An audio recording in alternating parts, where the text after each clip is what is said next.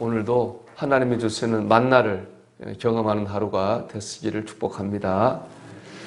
어제 나눈 말씀처럼 이제 유다를 필두로 이스라엘 백성이 가나안 각 지역에 남아있는 적들과 전쟁을 했습니다. 작은 전쟁이죠. 어제 말씀드린 것처럼 이 작은 전쟁은 내 전쟁이고 내가 생활 속에서 믿음으로 사느냐 못 사느냐 하는 전쟁입니다.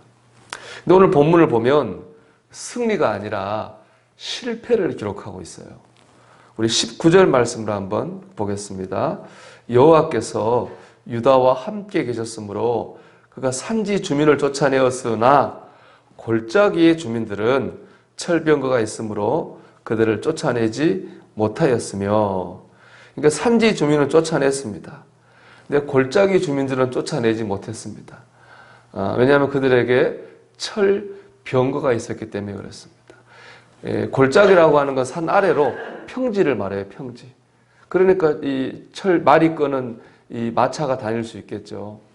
평지는 쫓아내지 못했어요. 왜냐? 거기에는 철병거가 있었거든요. 철병거는 이제 마차를 만들어서 그거를 철로 더 씌운 거를 말하는 겁니다. 그 당시에 이스라엘 백성들이 가진 거는 청동기, 구리로 만든 칼을, 구리로 만든 창 이런 거 갖고 있었어요. 어떻게 구리로 만든 걸로 철로 만든 병거를 뚫을 수 있겠습니까? 그러니까 철병거는 아주 강력한 무기입니다. 당시에 애굽의 기록을 봐도 이 가나안 지역에 있는 철병거에 대한 기록이 나올 만큼 철병거는 강력한 무기였어요. 즉 상대가 너무 강한 거예요.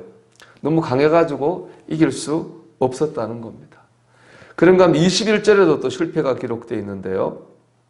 21절 읽어보면 베냐민 자손은 예루살렘에 거주하는 여부스 족속을 쫓아내지 못하였으므로 여부스 족속이 베냐민 자손과 함께 오늘까지 예루살렘에 거주하니라, 그렇게 말씀했습니다. 베냐민 족속도 예루살렘에 있는 여부스 족속을 쫓아내지 못했습니다. 왜냐하면 베냐민 지파는 베냐민의 12명의 형제 중에 제일 막내잖아요. 제일 연약한 지파였어요. 그러니까 내가 너무 약하니까 이 이스라엘 남은 가나안 족속을 쫓아내지 못한 겁니다. 그러니까 전쟁에 진 이유는 크게 두 가지죠. 보면 상대가 너무 강해서, 또 두 번째 내가 너무 약해서 그게 진 거라는 겁니다. 우리가 믿음 전쟁에서 지는 이유도 바로 이와 같습니다. 내가 닥친 문제가 너무 크고 강합니다.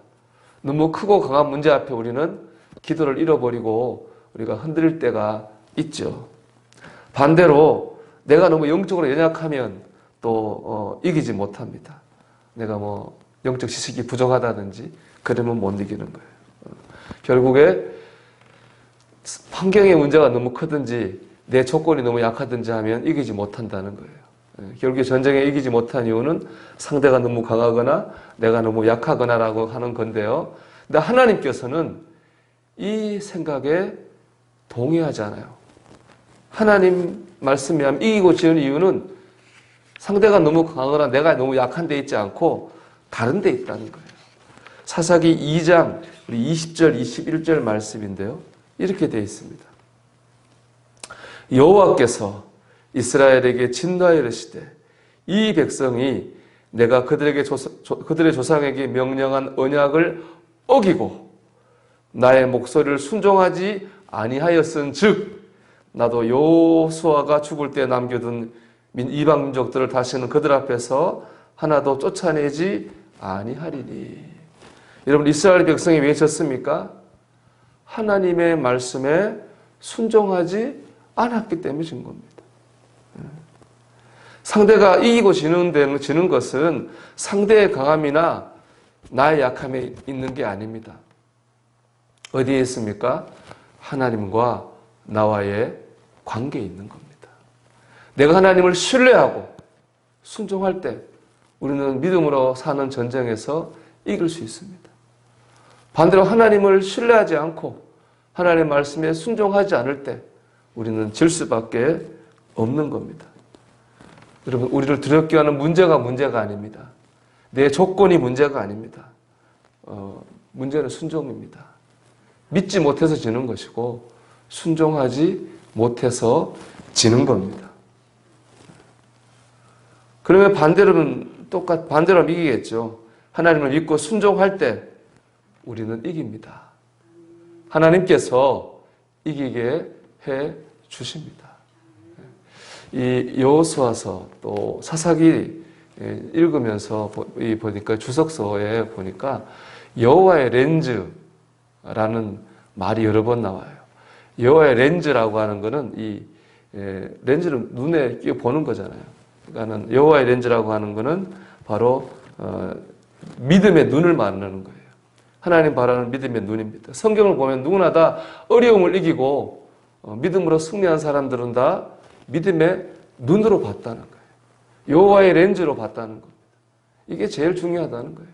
민수기 14장에 보면은 이스라엘 백성이 바로 가나안 땅에 보이는 가데스 바네아에 도착했어요. 그래서 가나안 땅을 정탐하러 12명의 정탐꾼을 보냅니다. 그 중에 10명은 부정적인 보고를 합니다. 가나안 땅에 살기 좋은 건 확실한데 문제는 그 땅에 사는 사람들이 너무 강해서 우리는 절대로 이길 수 없습니다. 이런 부정적인 보고를 했어요.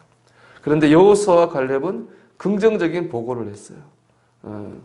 우리가 이길 겁니다. 이랬어요. 똑같은 상황을 봤는데 10명은 부정적 보고를 하고 여호수아 갈렙 두 사람은 긍정적인 보고를 했어요.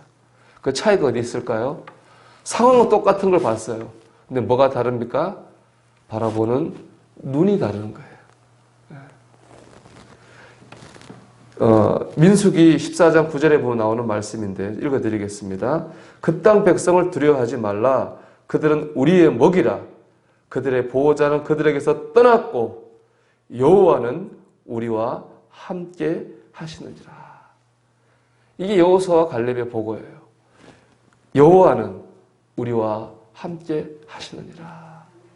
이 믿음의 눈으로 볼 때 여호수아와 갈렙은 긍정적 보고를 할 수가 있었던 겁니다. 여러분, 우리가 세상을 믿음으로 이길 수 있는 이유는 문제가 만만해서가 아닙니다. 우리가 강해서도 아닙니다. 하나님께서 우리와 함께 하시기 때문입니다. 하나님과 함께 하시기 때문에 우리가 이기는 거지, 하나님 이기는 데는, 세상을 이기는 데 다른 이유가 없습니다. 여러분, 오늘도 우리가 여호와의 렌즈로 여러분 보기를 축복합니다.